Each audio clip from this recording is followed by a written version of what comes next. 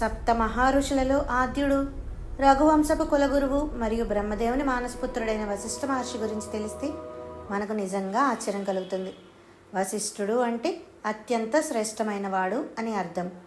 ఈయన కేవలం ఒక ఋషి మాత్రమే కాదు, సాక్షాత్తు శ్రీరాముడికే జ్ఞానబోధ చేసిన జగద్గురువు. సృష్టిలోని అత్యున్నతమైన బ్రహ్మర్షి పదవికి నిలువుటద్దంలా నిలిచిన మహనీయుడు వశిష్ఠుడు. వశిష్ఠ మహర్షి అనగానే మనకు వెంటనే గుర్తొచ్చేది ఆయన అంతులేని శాంతం మరియు ఓర్పు. విశ్వామిత్రుడితో జరిగిన సుదీర్ఘ పోరాటంలో విశ్వామిత్రుడు ప్రయోగించిన వేల కొద్దీ దివ్యాస్త్రాలను తన బ్రహ్మదండంతో ఒక్క క్షణంలో ఉపసంహరించి తపశ్శక్తి ముందు శస్త్రబలం ఎందుకు పనికిరాదో లోకానికి చాటి చెప్పారు. ఆయన వద్ద ఉన్న నందిని అనే కామధేనువు కోసం జరిగిన యుద్ధమే విశ్వామిత్రుడిని రాజర్షి నుండి బ్రహ్మర్షిగా మారేలా ప్రేరేపించింది. శ్రీరాముడు మానవ రూపంలో ఉన్నప్పుడు ఆయనకు ఎదురైన సందేహాలను నివృత్తి చేస్తూ వశిష్ఠుడు బోధించిన జ్ఞానమే యోగ వాసిష్టం. ఇది ప్రపంచంలోని అత్యున్నత ఆధ్యాత్మిక గ్రంథాలలో ఒకటి. అయోధ్య రాజ్యానికి మార్గదర్శకుడిగా ఉంటూ దశరథుడి నుండి శ్రీరాముడి వరకు అందరినీ ధర్మపథంలో నడిపించిన ఘనత ఈ మహర్షిది.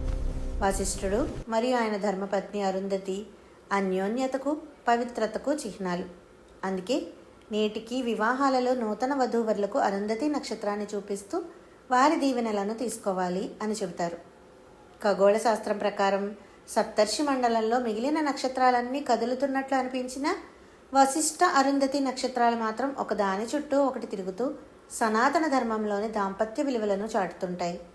లోకానికి జ్ఞానాన్ని, ధర్మాన్ని మరియు యోగ శాస్త్రాన్ని ప్రసాదించిన వశిష్ఠ మహర్షి సూర్యవంశపు కీర్తికి పునాది వేసిన మహోన్నత శక్తి.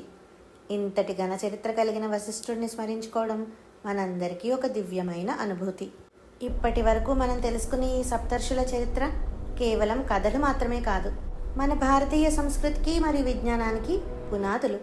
వేల సంవత్సరాల క్రితమే ఖగోళ శాస్త్రం, ఆయుర్వేదం, న్యాయం మరియు ఆధ్యాత్మికతలో వారు సాధించిన ప్రగతి నేటి ఆధునిక ప్రపంచానికి కూడా దిక్సూచిగా నిలుస్తోంది.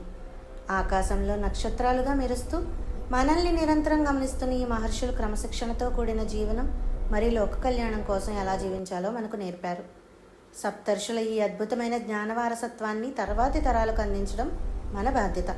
అందుకే ఈ మహర్షుల చరిత్రను కేవలం వినడమే కాకుండా వారి జీవితాల్లోని పట్టుదల, త్యాగం మరియు ధర్మాన్ని మనం కూడా అలవరుచుకుందాం.